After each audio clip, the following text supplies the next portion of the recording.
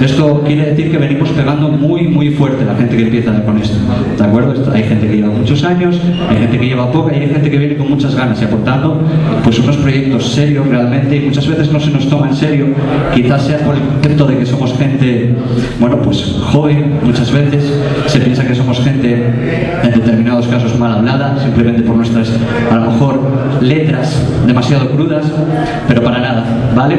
Esto es simplemente llevar lo que llevamos dentro a una hoja. Ahí es lo que necesitamos expresar, ¿de acuerdo? Llegamos al tema literario en cuanto a que, como bien sabéis, el cantante de rap suele ser el que escribe sus propias canciones. No hay un compositor detrás, ¿vale? El mismo que las canta es el mismo que las escribe, por lo tanto tiene que haber un sentimiento. Y la necesidad de la literatura en esto. La necesidad de la literatura es muy sencilla.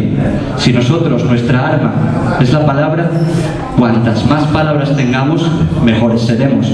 Por lo tanto, es muy recomendable que el MC o cantante de rap tenga muy claro también que tiene que leer, que tiene que estar muy informado, ¿vale? Para poder jugar concretamente con todos los tipos de verbos, con todo tipo de conjugaciones, no quedarse siempre en la rima fácil, rima monótona, rima que nos espera, o sea, rima que se espera a alguien, sencilla.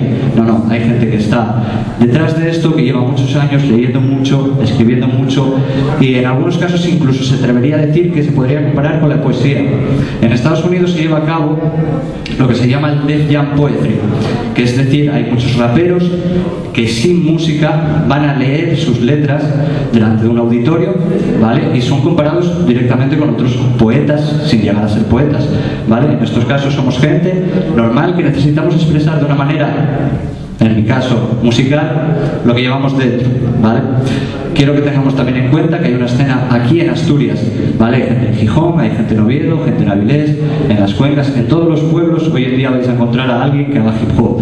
Por lo tanto, merece mucho respeto porque ese chaval o chavala se lo está currando mucho, más de lo que pensamos hoy en día. Para llevar esto a cabo adelante hay que poner mucho esfuerzo, muchas ganas y mucha constancia, ¿vale?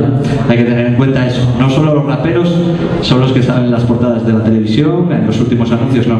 Aquí hay gente que es trabajadora, se levanta a las 8 de la mañana, se acuesta a las 10 de la noche, pero entre esas horas escribe sus letras y saca de dentro lo que tiene, ¿vale? Por otro lado, quiero felicitar también a 3 miembros del taller de hip hop literario. Llegaron 3 piezas aquí. Se propuso hacer, con esto del hip hop literario, se propuso hacer también unas letras de rap, ¿no? A gente que participa en este taller literario. Por lo tanto, quiero un fuerte aplauso también para Soledad Larrañaga, creo que es, por su composición La Ratita, ¿vale? Es difícil llevar a cabo. Es muy difícil, yo puedo decir que es muy difícil llevar a cabo lo que es una composición de rap, ¿vale? Explicando lo que es un cuento infantil. Sin embargo, podría decir que está perfecto, ¿vale? También quiero otro aplauso para Silvia Pérez por su pieza Romance del Fanfarrón, también. Es muy difícil cuando a una persona le ponéis una temática, ¿vale? Si ya es difícil de por sí crear una canción a lo mejor de 4 minutos una persona sola, simplemente dándole la libertad total de que diga lo que quiera, cuando le pones una temática aún es mayor la dificultad.